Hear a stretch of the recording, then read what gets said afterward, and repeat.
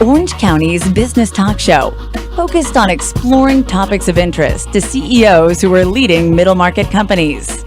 With your host, Richard Franzi. And welcome to this edition of Critical Mass Radio Show and Podcast. I am your host, Richard Franzi, and this is podcast episode number 1268, and it's our 1581st interview. We've been on the air since March of 2009. We're the longest running business podcast in Orange County, California.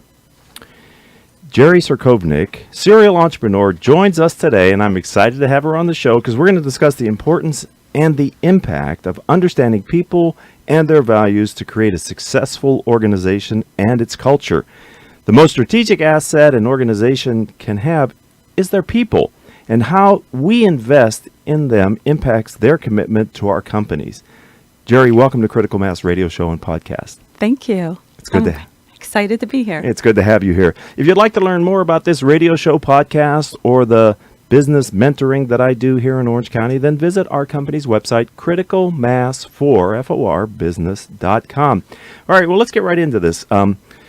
Tell me about Dell Carnegie of Orange County. I'm really interested in what's your unique value proposition, what makes you different, and who do you serve? What's your niche or niches that you service?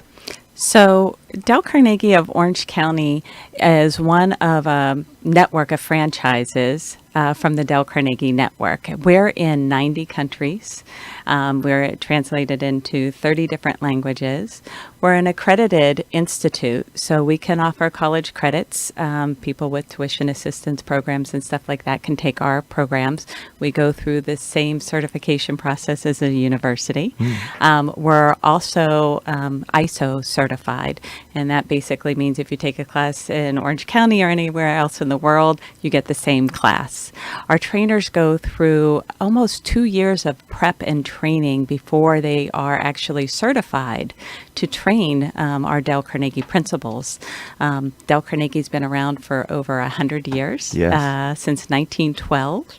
He started with a book that a lot of people know, How to Win Friends and Influence People. Yes, and if you're watching this either live on YouTube or later up on my channel, you can see that right here on our desk we have my copy, which is quite weathered, but I've had it for, as Paul, our engineer, was trying to figure out how many years, but let's just say for quite some time. I'm sorry to interrupt you, Geri. No. So actually, and that's how a lot of people know us is through the book. And one of the things that we're blessed with is we're able to take those principles and put them into practice here in Orange County and around the world. We focus on kind of 4 core areas. Okay. So one in the communication area. We also have leadership training, sales training, and then we have what most people know us for is our presentation training. And probably any motivational speaker that you've ever heard of has probably taken our Dell Carnegie presentation programs, and that's where Mr. Carnegie started.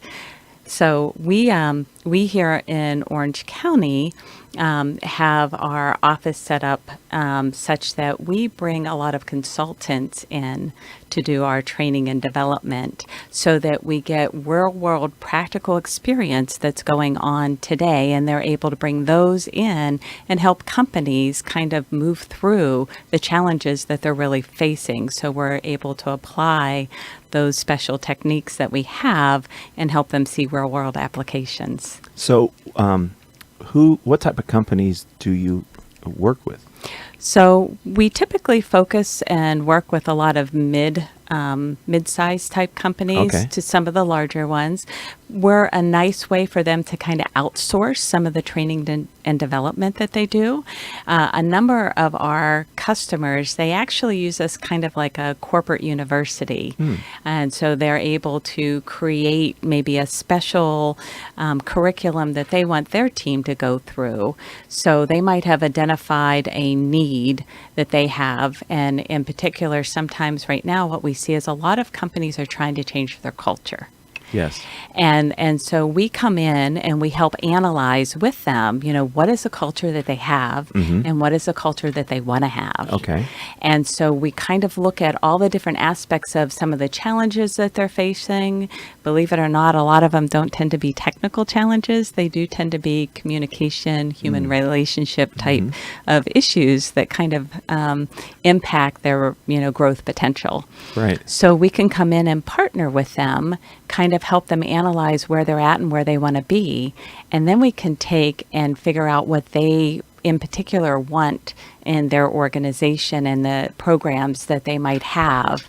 So, for example, we work with a lot of manufacturing companies, and right now they have, a lot of gaps between, the current crew that they have, with some of them getting ready to retire, Sure, right? yeah. And they're trying to recruit new people into their organizations. And it's a little bit of a challenge because they're not seen as like the sexy companies Right, to you're- go to, right? They're not the next technology unicorn. They're a stable manufacturing. Right. Exactly. So we come in with some of them, right?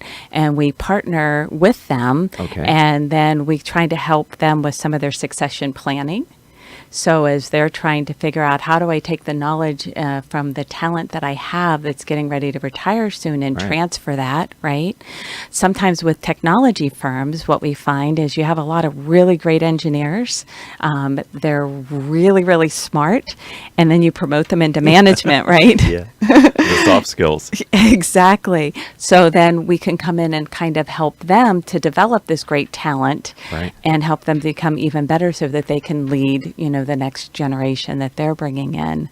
So those are some of the areas that we're able to come in and help organizations reinvent themselves, change their culture, and kind of get things into a perspective that helps them take that next growth level that they need to. So your background is interesting, and I guess I'm curious before I go on with the other questions. How did you get attracted to what you're doing now? So I actually was in a technology company. I was brought in. The company was having a huge issue with getting a product to market. They had missed the mark quite a few times.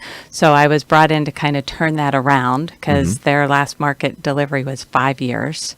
And they were either going to go up or they were going to close. Right. And so they brought me in, and I was looking, and as an engineer, I'm always like, I love to learn, right? That's kind of like who I am. So I decided that I wanted to really see what it was like to walk in a salesperson's shoes.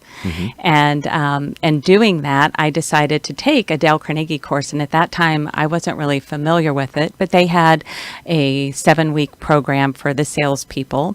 And while I was in that class, I got teamed up with this young gentleman, and he was in college. He was in his last semester. He's getting ready to graduate, and he was taking a sales class. And he explained to me that his father had paid for all of his training and college and everything. And I'm thinking, well, that's kind of interesting. Why on earth would you, take all that college degree and then go into a sales opportunity? And so I asked him, I said, I'm just kind of curious. What do you think about, this sales class, and kind of why are you in this class? And he said, well, my dad made me take it. And I'm thinking, your dad made you take it? Why did your dad make you take it? And he says, well, I'm getting ready to go out and sell myself to a company to get a job. Wow.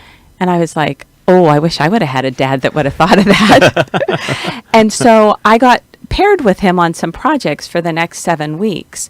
And what was fascinating to me is this gentleman had targeted the company that he really wanted to work for. And by the end of the 7 weeks, not only did he get a job at that company, he started making $10,000 more Wow. than anybody else in his graduating class. Wow. So fast forward about 2 years, and the gentleman that owned the territory, he started having some health issues and was looking at selling it. And one of the gentlemen that I worked with at that technology company, he did training part-time for that organization. So he came to me and said, Geri, would you be willing to partner with me and buy the Dell Carnegie franchise? So at that time I said, this would be a really good pay it forward type of endeavor. And so Having seen what happened to the young man. Yes. So that's really how I got into it, because I'm not a trainer, I'm not a salesperson, I'm kind of an engineer, Right. by heart and by trait. Right. But yeah, so this was my way of saying, okay, I want to make a difference. I want to Wow. leave a legacy. I love that story. That's why I actually went into the Dell Carnegie franchise. We're talking with Geri Cerkovnik, and you're the CEO of Dell Carnegie Orange County.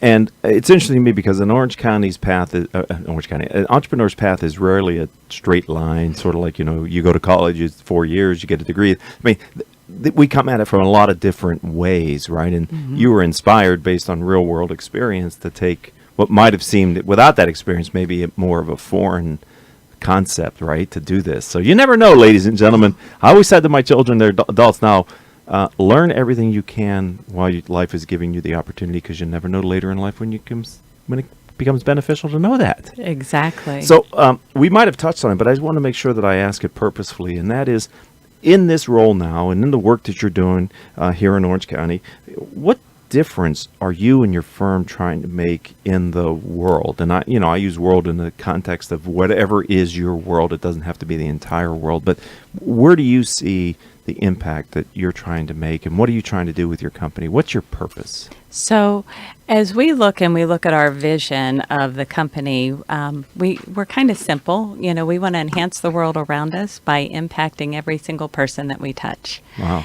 And so that's our mission. That's what we set out to do. And we hope that we're able to make a difference in every single person's life. And so from our perspective, we have an opportunity to help people through maybe some challenging times in their life, maybe challenging times in their career, or at times where they really want to go to that next level. And so for us, and I say, from a cultural standpoint, right? Sometimes we know the culture that we have. If you ask anybody at Dell Carnegie of Orange County what our purpose is, all of us want to make a difference in somebody else's life. And that's why all of us are there and we're doing the things that we do, because for us, if we trade a day of our life for something, Yes. it has to have meaning and purpose. Yes. So that's where we find our purpose, and that's the kind of culture that we've created within our organization. So, Geri, do you see that tying back to the original work of Dale Carnegie? Yes, tremendously. Mr. Carnegie talks about the fact of, if I had to sum it up, he's always doing a pay it forward, Yes. right? His whole life and his whole principles are around, building relationships, making differences in people's life, and how can you help them? And in turn, as you work through that, they'll see opportunities, and you just never know when your paths will cross again. Right. And so that's something that Mr. Carnegie was very instrumental in looking at and analyzing, and trying to see how can I make a difference, and by helping others, they can in turn pass it on and help others. Kind of ahead of his time. Yes, very much from so. that perspective, right? And I'm wondering how many people are listening to us live, maybe on iHeartRadio, because we stream on the app, as well as octalkradio.net, or maybe you're listening to this as a podcast. I don't know how you're consuming this content, but you're certainly consuming it, and we appreciate it. Thank you very much. How many people know the title, How to Win Friends and Influence People? How many people have the book, and how many people in their life have taken one of the various training courses that the Institute has developed to help people? I know for me, much of my early career was in sales or sales management or sales leadership, and the principles that I learned during those early days with this course gave me the confidence to approach sales. I've been selling in high school and I've been selling in college, but taking this course and reframing it around some of the principles that I learned were really valuable, as well as doing well in the course against peer groups. You sort of might, you sort of get your confidence up because you're doing well, right? Mm-hmm. I'm sure you see that in some of the courses that you teach and the work that you're doing with individuals, how they develop the confidence through the program. And, one of the things that we've done, because we see it as vital at where we're at in this particular part of our culture as a whole in the United States, is we've taken a lot of the Dell Carnegie programs and we've actually taken and repurposed them so that we can impact the teens Great. and the high Great. schools. So one of the things that we're really, really excited about, because if you look at the confidence that the teens are coming out with and some of the communication skills that they're coming out with, they don't have some of that as a foundation, with them being so into their phones and Right. texting and stuff. The whole communication piece is not as developed as, say, our generation, right? And so one of the things that we're, been really excited about is to be able to take those to help that up and coming generation, which is, of course, building our future, right? Because as I get older, they're going to have to be there to take care of me, right? And they will be. All of us. Let's hope. Yeah. So that's something, that we're very excited about Sure. because it gives us a chance to pour in to the next generation Right. and taking some of that to the next level. And I think that's great, Geri, because I take my members away, they're business owners, entrepreneurs, for a weekend retreat once a year. And we were talking, some of the members actually brought their children. And we were talking about how great it would be to be exposed to the concepts in your teens or your 20s when you have this whole ramp of your career to be able to build on that. I mean, it's great to learn at any time in your life, ladies and gentlemen, lifelong learners, but to get it early in life, the compound interest of knowledge can really benefit you. So I'm glad you're doing that. You mentioned the word challenge in your answer, which leads me to my next question. We all have them, right? And I'm wondering if you could think about a current challenge that you're facing as the leader of your business. And, what is most pressing and how are you dealing with it, Geri? So for us as a franchise, a lot of people that are my generation, which is Gen X, they know Dell Carnegie, right? They've been exposed to it. They've had some experience. They've maybe heard about the book, or some, as you said, a number of people have taken classes. But as you look at the Gen Y and the Gen Z, they've never heard of us, right? They don't even know we exist. So we've been around for 100 years, so it shows that we have time-tested principles that work, right? However, if they don't know about us, we can't help them. And so that's been one of our biggest challenges, is that on the West Coast, the Dell Carnegie name doesn't have as much recognition. And so we're trying to figure out, how do we reach those generations, the Gen Y, the Gen Z, so that we can have an impact and make a difference in their lives. Right. And so that's been one of our bigger challenges that we had. So as an engineer, one of the things we always do is we come up with these really crazy ideas. We try to implement them. We see how they go and, of course, pivot along the way, right? You're right. That's what entrepreneurs do, too. So what we decided to do is we're teaming with Anaheim School District, and they have a program called AIM. And so what AIM is focused on is to help get teenagers, while they're still in college, opportunities to go out into the real world and get some internships and get real world experiences. So we're one of the partners with that particular program. And so what we decided to do is to give these teenagers a real world experience in doing some marketing. So who better to talk to and target teens than teens themselves? Exactly. So we have a number of teams that we'll bring on as interns. Their project is going to be to help us, get hip and cool on what the latest social media is for the teens. Awesome. And how we can maybe reach them and come up with some marketing programs that they can help us create. They're going to do some of the analyzing so that they get this real world experience. And then we'll meet, and go through and see what the results are. And hopefully they can help us spread the word in the younger generation in the most cool, hip way that we can come up with. Well, that's a win-win-win then, right? That's what we're hoping. So maybe I can get our engineer to help us by playing the gong, ladies and gentlemen, for the loyal listeners. When you hear the gong, that means that what Geri and I just talked about, there it is. So if you were listening but not fully engaged, you may want to go back about a minute or maybe 90 seconds and pick up the conversation that we just had about the challenge that Geri is facing and how her plan to address it, which I think is great. And I love it when you're giving somebody an opportunity to learn, you're benefiting from it. And if you, in fact, reach a population that you're not currently reaching well enough, they're benefiting from it as well. Yeah. So we'll keep you posted on how that goes, I but wanna we're know. very, very excited about it. We'll see how creative they are, and No pressure, kids.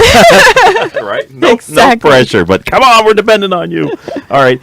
I know serial entrepreneurs and entrepreneurs of all growing companies can have this kind of work-life balance. Here on the radio show, we believe work-life is only part of it, kind of 2/3 of the balance. This idea of self in the middle is really critical. Work-life can be very draining. Work can take a lot of energy, and life can take a lot of energy. If you're not caring for yourself, you may not have the energy to give to your business or to your life as well. So we're very curious about how do you balance all the demands that are being placed on you, and if you could maybe share your strategy for caring for yourself in order to care for others, Geri. So this is actually one of the initiatives that I've put on. So at the office, we have this big whiteboard, and what we have up there is everybody on the team has a personal goal, a professional goal, and a health goal that we have listed. So my team was really, really excited because this year I put up a personal goal to actually have a little bit of self-time. Okay. So I'm not very good at that. Okay. I actually, besides Dell Carnegie, I'm on the board of 3 organizations.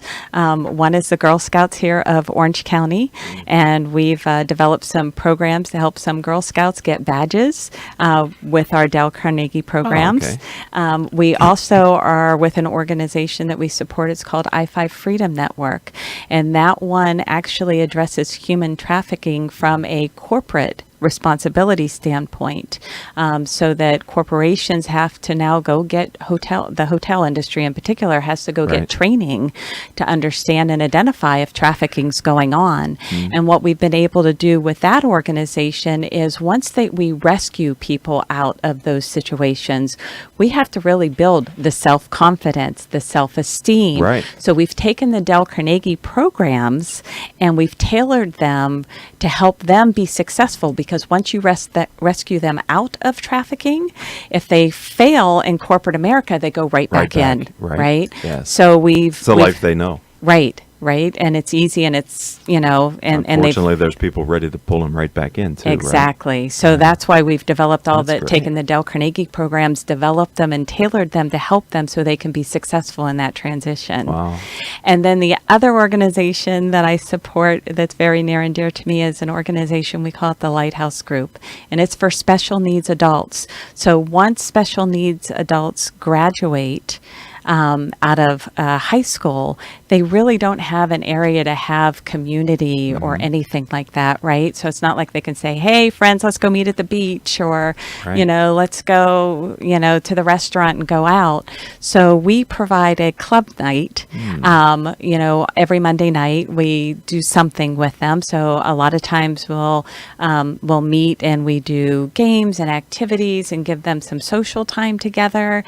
Sometimes we'll take them out into the community, right? And we'll take them to the pizza, or we'll take them to the beach. Once a year, we let them perform on a stage, and they get to go up there and sing in front of an audience, and you just see them come to life in Sure. ways that you've never seen. So I do all that plus Dell Carnegie. So as you could see, that's why that life balance thing that you just asked me about, Yes. I'm probably not been very good at that for a couple of years now. Okay. So my team was really, really excited when my personal goal that I put up there was to have a little bit of, personal time for me. Okay. And so that's a goal. I might not be really good at doing You read that. my mind. I was going to ask you, so how's it going so far? It's the middle of February, right? Well, so for me, one of the things, because my mind's always active, right? I'm always reinventing or something, Tinkering, right? yeah. You have to have a lot of empathy for my partner, Steve, because I come in and I say, I have this great idea. Let's try this. And we've been together as a team now for 12 years. So we've been great business partners, and he has an amazing family and stuff like that. But he's been pushing me really hard as well, saying, hey, you need to have some self-time. Right. So for me, a way to quiet my mind is just to kind of go down by the beach and listen to the waves. And then I can have my quiet time with God and kind of have my conversation and talk with him and be re-energized. but the ocean waves are a way that I can actually let my mind relax and not think about anything else, and just kind of chill for a little while. What a great answer. I have to know, when did you know the regenerative value of listening to the ocean or being near the ocean? Was it like an immediate thing, or did it sort of evolve in you? Well, see, I originally moved here from Washington, D.C., and the way that the startup company got me out here is they put me at this hotel in Laguna Beach, right? I swear that they paid for a seal to come out and like serenade me.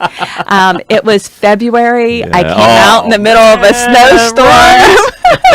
And DC, we don't get that many, but we do get some, right? So they put me out here, they enticed me with this amazing weather. It was absolutely gorgeous. It was beautiful out here. Not unlike today, maybe, huh? Exactly. And so then in the evenings I was there, and, and I think truthfully, it wasn't the job that was as exciting to me as the water in the ocean. Right. So that's kind of where it's set. And okay. Mm-hmm. That's great. All right, Geri, we've got a few more questions. I'm enjoying this. Hopefully you are as well. Thank you. I'd like to ask about peer learning, because I believe completely in the power of peer learning. Mm-hmm. I think in business, experience is the best teacher, but some lessons are best learned vicariously from others' experiences. And many times being an entrepreneur, we're working so hard in the business, we don't get the chance to step back and work on the business, which is really the responsibility in our size companies of the leaders to take some time to be strategic, because you got to think about a few years down the road. Most of the people in the smaller companies are doing the work and delivering the products and services, so it's on the leadership. So that's a long-winded way of asking you. Sorry about that. No. I was up on my soapbox for a second. Can you share with our audience where you go to get outside perspectives and insights on the challenges that you face? Being a small business in Southern California is amazingly challenging, to be honest with you, with all the laws that come out and it's like a constant state of flux on what's going on and, what rules and regulations that you have. And as you mentioned, as a small business, unfortunately, we do have to kind of work in our business, right? And we're really trying to focus on, the sales and the marketing and, the training and the development of the team and, how do we keep the pulse on what our customer needs are and the challenges that they're facing. And then all of a sudden you get all these rules and regulations that California sends your way, and then you're trying to figure out, okay, does that hit me because I'm, an under 10 person, small business, and how is that going to impact this, and how do I keep up on the HR stuff? And so it is really, really challenging to have a small business here in Southern California. And so, and just even from the standpoint of, we're a woman-owned, small business. Mm-hmm. So trying to figure out, okay, does this apply to that, or does this apply? So I actually have to go to a lot of the different,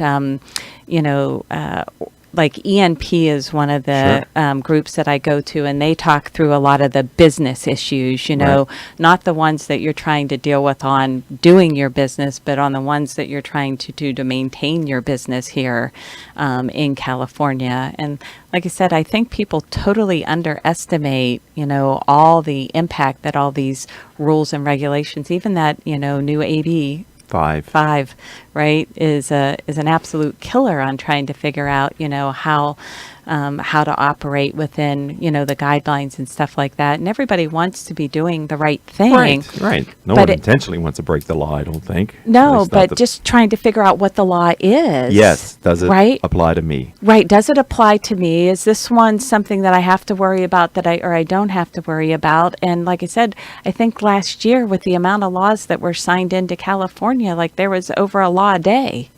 Right. And how do you keep a pulse on all of that and figure out what's going on? So constantly scoping and looking to see, what's going on out there. And is that something, that I need to take a look at? Or is this something I need to pay attention to?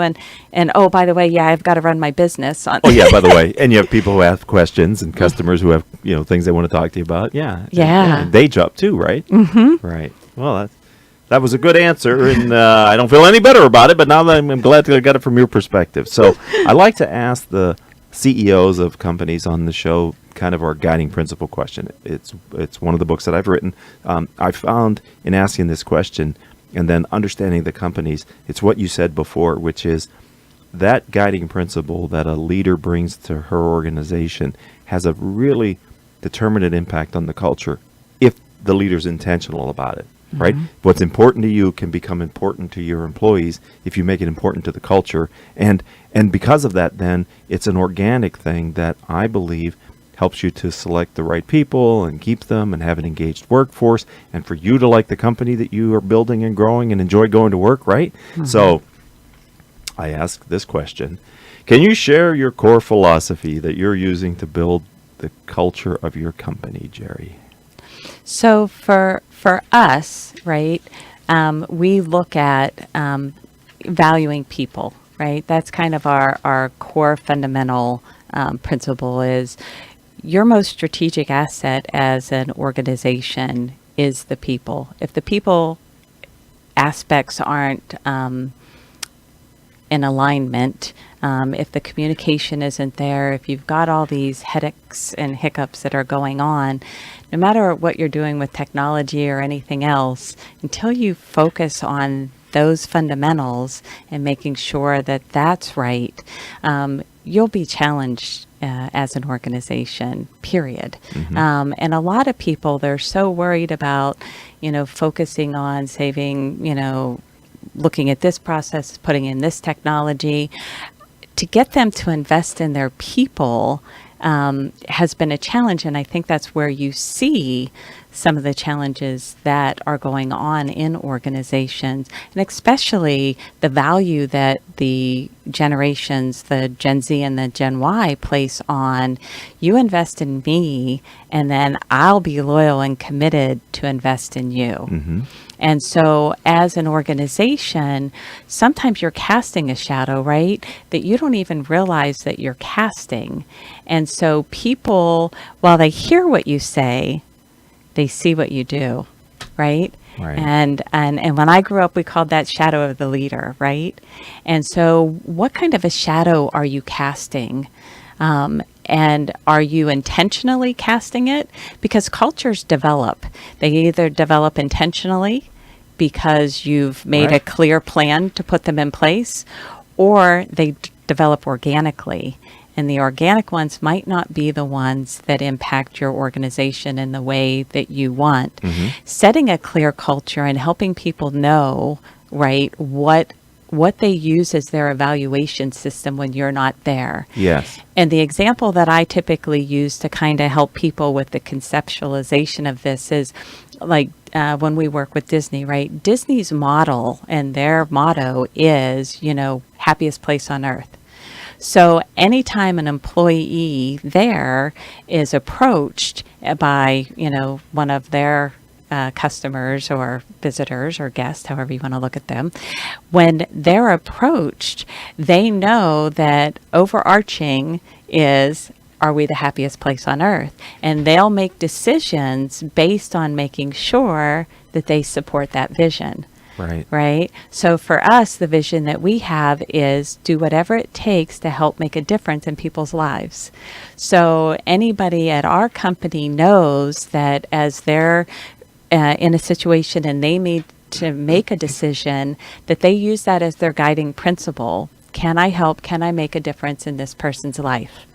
And so that's our culture, and that's where we've really focused on making sure that we invest. And we invest in things that, help the company, but we also do a lot of investing in the other areas, as you've heard how, we invest in our community, because that's very important to us. Right. So again, as part of our Pay It Forward, and how we can help make a difference. And hopefully, when our time is come and we pass this organization on to another great entrepreneur to take through, we've had a legacy that we've really been able to make a difference and an impact in Orange County. Wow, great answer. Thank you. You're very thorough, and if I hadn't already rang the gong, I would have Paul ring it again, but we don't want to be too gong crazy here on Critical Mass Radio Show and Podcast right now with Geri.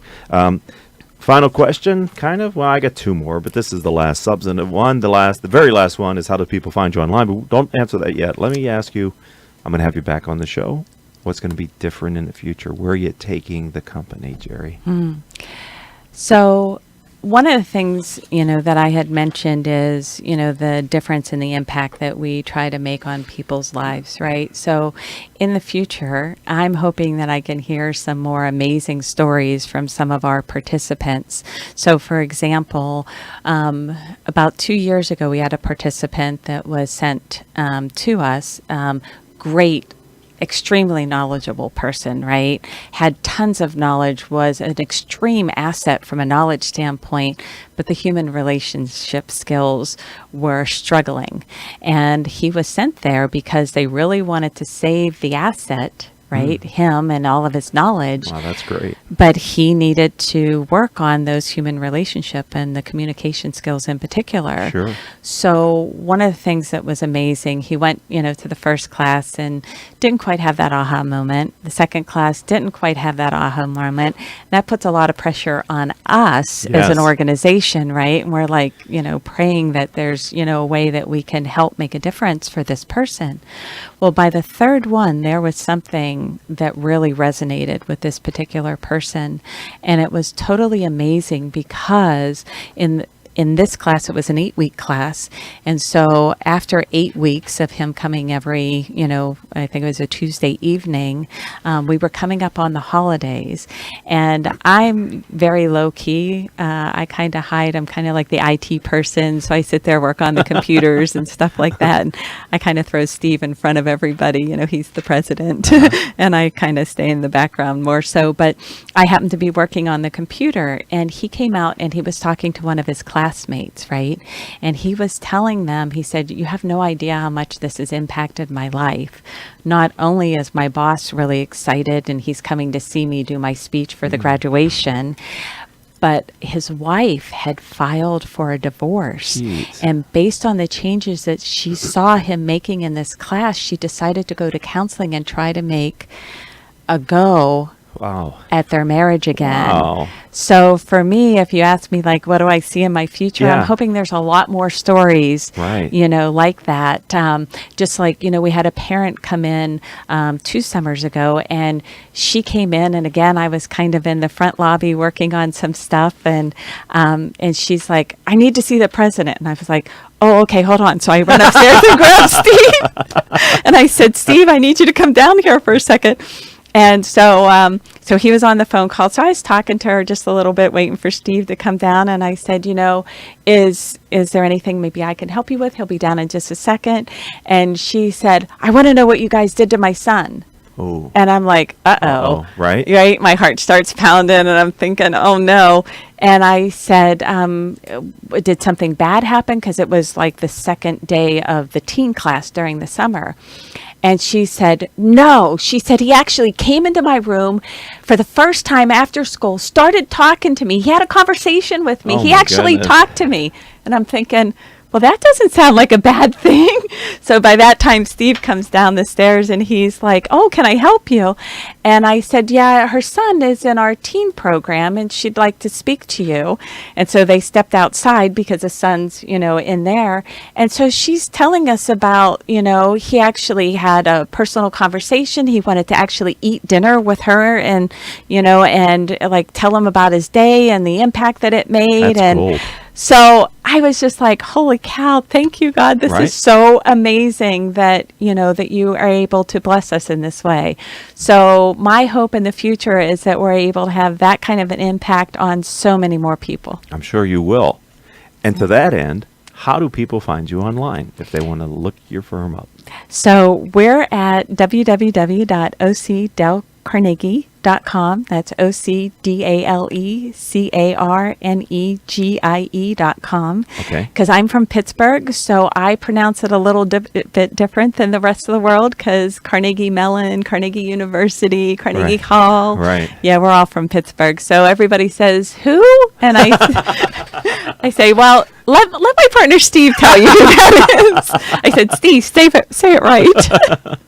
So that's how you would find us. Or you could call us at 949-833-DALE. Can you say that again? 949-833-3253. Geri Cerkovnik, I have so enjoyed the time we've spent together today. I've been looking forward to having you on the program since we first encountered each other kind of mid-year last year. Thank you for being a friend of the program, and welcome to the Critical Mass community. Well, thank you very much for having me. I really appreciate it. I do as well. I'm going to also thank our engineer for today, none other than Mr. Paul Roberts. Our three producers without whom we couldn't do the show each week: Joan Park, Crystal Nunley, and Vanessa Holland, who happens to be here in the studio with us. If you'd like to connect with me, I'd say let's start on LinkedIn. I'm Richard Franzi. You spell that Franzi. And until our next show, I hope all of your business decisions will move your company in a positive direction. You have been listening to Critical Mass Radio Show Business Talk Show, focused on exploring topics of interest to CEOs who are leading middle market companies. With your host, Richard Franzi.